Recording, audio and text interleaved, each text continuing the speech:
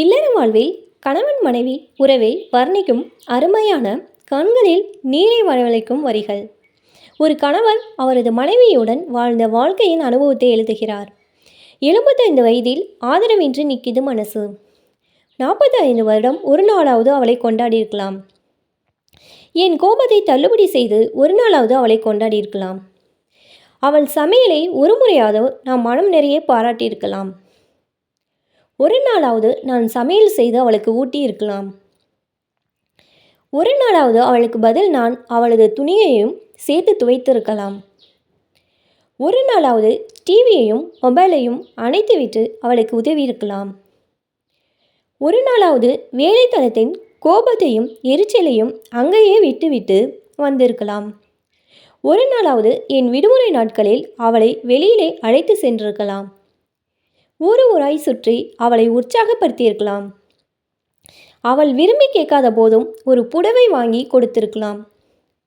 ஒரு மாதமாவது என் முழு சம்பளத்தை அவளிடமே கொடுத்திருக்கலாம்.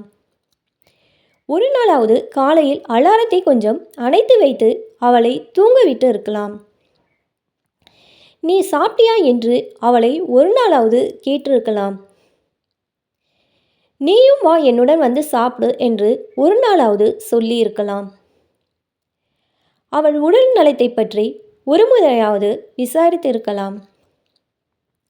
அவள் தன்னை கவனிப்பதை விடுத்து பிள்ளைகளை மட்டும் கவனிப்பதைக் கண்டு நான் கொஞ்சம் அவளை கவனித்து இருக்கலாம்.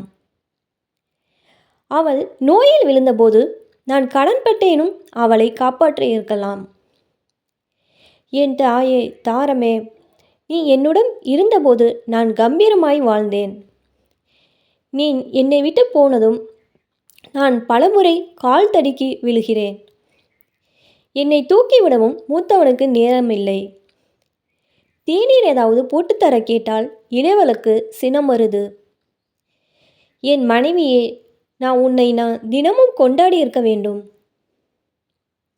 நான் தவறுகள் இழைத்ததற்கு என்னை நீ மன்னித்து விடு.